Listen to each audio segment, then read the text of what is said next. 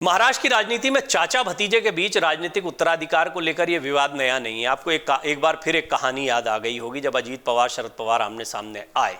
राज्य की राजनीति में ऐसे कई उदाहरण भरे पड़े हैं जिनमें बाला साहब ठाकरे और राज ठाकरे ये बहुत महत्वपूर्ण है। और एक और है, अगर आपको याद दिलाऊं तो गोपीनाथ मुंडे और धनंजय मुंडे, जयदत्त क्षीरसागर और संदीप क्षीरसागर, एनसीपी नेता और सांसद सुनील तटकरे और उनके भतीजे अवधूत तटकरे और पूर्व गृह मंत्री अनिल देशमुख और उनके भतीजे आशीष देशमुख।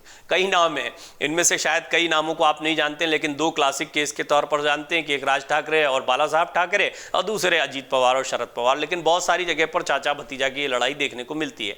सबसे ज्यादा चर्चा में ठाकरे और पवार परिवार ही रहा, क्योंकि सबसे बड़ा परिवार रहा। अपने चाचा के जीवन काल में ही इन दोनों भतीजों ने बगावत की। राज ठाकरे ने अलग पार्टी बना ली थी, तो अजीत पवार ने अपने चाचा की पार्टी एनसीपी के अंदर उन्हें अध्यक्ष पद से हटाकर खुद को अध्यक्ष होने का दावा ठोक दिया है, जो कि हाल का घटनाक्रम है। लेकिन उनकी नाराजगी और बगावत पहले भी देखी गई है। वो पहले भी देवेंद्र फडणवीस के साथ सरकार बनाने का प्रयास कर चुके हैं। 2022 में भी वो यही चाहते थे जब शिंदे गुट की बगावत हुई थी। तो कुल मिलाकर अजीत पवार की ये जो कसमसाहट थी, ये जो छटपटाहट थी, ये पहले भी कई बार सामने आ चुकी है। आइए हम आपको बताते हैं कि इन भतीजों की बगावत में कैसे कुछ समानताएं तो हैं, लेकिन कुछ बुनियादी अंतर भी हैं। सबसे पहले बात करते हैं अजीत पवार और राज ठाकरे की बगावत की। इनमें समानता क्या है? दोनों ने बगावत के बाद अपने विट्ठल का जिक्र किया, लेकिन हकीकत में देखा गया कि वो अपने भाई या बहन को आगे बढ़ाने का विरोध करते हैं। राज ठाकरे सीधे तौर पर उद्धव ठाकरे के विरोधी थे। दूसरे मामले में ऐसा लगता है कि अजीत पवार का विरोध उनकी बहन और शरद पवार की बेटी सुप्रिया सुले को लेकर है, जिनके हाथ में पार्टी है। ये नहीं भूलना चाहिए कि सुप्रिया सुले को पार्टी का कार्यकारी अध्यक्ष और महाराष्ट्र प्रभारी बनाते वक्त अजीत पवार का विद्रोह भड़क उठा था। बेशक अजीत पवार की इस बगावत की पृष्ठभूमि कई साल पुरानी है। पार्टी में उचित पद नहीं मिलने का दावा, ये एक और दूसरी समानता है। पार्टी छोड़ने के बाद राज ठाकरे ने कई बार कहा कि उनकी बात नहीं सुनी जाती थी, उन्हें शिवसेना में सम्मानजनक पद नहीं मिला। इसके उलट अजीत पवार का पार्टी पर अच्छा नियंत्रण है, लेकिन वो आरोप लगाते हैं कि शरद पवार ने उन्हें वैसा आशीर्वाद नहीं दिया जैसा उन्हें मिलना चाहिए था। विट्ठल पर बुरे लोगों से घिरे रहने का आरोप भी लगाया गया। राज ठाकरे ने शिवसेना छोड़ते समय आरोप लगाया था, मेरा विवाद मेरे विट्ठल से नहीं। ये विट्ठल मतलब अपने ईश्वर के तौर पर, अपने देवता के तौर पर वो बाला साहब ठाकरे को मानते थे, जैसे अजीत पवार जो हैं वो शरद पवार को मानते हैं। तो ये मानते तो हैं कि इनकी राजनीति, इनको मिला सब कुछ जो है वो इनके विट्ठल का है, लेकिन उनके आसपास लोग सही नहीं थे। मेरा विवाद मेरे विट्ठल से नहीं बल्कि उनके आसपास के लोगों से है, ये राज ठाकरे ने भी कहा था। अजीत पवार ने कहा वो यानी शरद पवार हमारे विट्ठल हैं, लेकिन वो बुरे लोगों से घिरे हुए हैं। भगवान उन्हें ऐसे लोगों से दूर करे और हमें आशीर्वाद दे। राज ठाकरे ने शिवसेना छोड़ते वक्त पार्टी पर दावा नहीं किया था। उन्होंने नवंबर 2005 में शिवसेना छोड़ मार्च 2006 में महाराष्ट्र नवनिर्माण सेना नाम से नई पार्टी बनाई थी। हालांकि अजीत पवार ने राष्ट्रवादी कांग्रेस पार्टी पर अपना दावा ठोकते हुए चाचा शरद पवार को अध्यक्ष पद से हटा दिया है।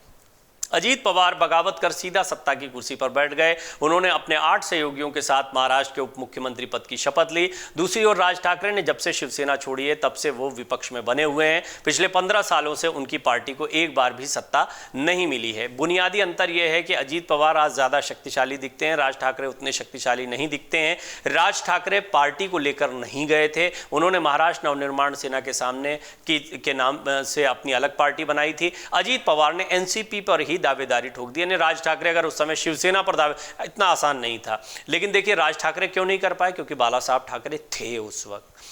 अब अजीत पवार कब कर रहे हैं? जब शरद पवार साहब हैं। ये बुनियादी अंतर है, इतना आसान नहीं है अजीत पवार के लिए। अजीत पवार अपना दल बनाकर आज वो लोकप्रियता नहीं हासिल कर सकते हैं जो उनको एनसीपी के साथ में मिली है। एनसीपी में जो उनका कद है, जो कार्यकर्ताओं पर पकड़ है, वो किसी भी, अब आप राज ठाकरे के क्लासिक केस को ले लीजिए। राज ठाकरे को आज आप जब देखते हैं, बहुत सारे लोग, बहुत छोटे रहे होंगे आप में से कई दर्शक, राज ठाकरे ने 12 साल के आसपास की उनकी राजनीति हो गई महाराष्ट्र नवनिर्माण सेना की।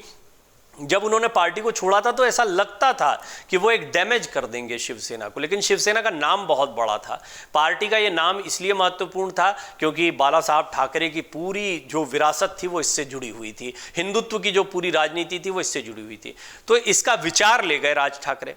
राज ठाकरे ने बिल्कुल उसी विचार पर आगे बढ़ते हुए अपनी महाराष्ट्र नवनिर्माण सेना के साथ में काम करना शुरू किया। इसके बावजूद वो इम्पैक्ट नहीं आया, वो जमीन तैयार नहीं कर पाए, क्योंकि ये कहीं ना कहीं जो असल नकल बोलते हैं नकली नकली रहेगा, उद्धव ठाकरे गुट हमेशा कहता रहा राज ठाकरे के बारे में।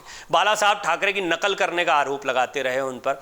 उनमें देखा भी जाता है बाला साहब ठाकरे की तरह उनका बोलने का अंदाज है, कई दफ़े वो उनके अटायर में दिखे, उनकी वेशभूषा में दिखाई दिए, उनकी तरह कार्टून बनाते हैं, उनकी तरह तंज कसते दिखाई देते हैं, उनकी तरह उनका एक अक्खड़ स्वभाव है जहाँ पर वो किसी को कुछ भी बोल सकते हैं। इंटरव्यूज़ के दौरान कई बार उनका अंदाज देखा गया बाला साहब ठाकरे का। ये समानताएं होने के बावजूद वो बाला साहब ठाकरे नहीं बन पाए। हाँ, ये बात अलग है कि अगर अब कोई राज ठाकरे उद्धव ठाकरे का कॉम्बिनेशन होता है, उद्धव ठाकरे उनको सचमुच में आगे बढ़ाते हैं तो वो ज़्यादा प्रभावी हो सकते हैं। लेकिन यहाँ भी क्या इंपॉर्टेंट है, शिवसेना का नाम। अजीत पवार इस बात को समझ गए, शिंदे इस बात को समझ गए कि बिन शिवसेना सब सून है।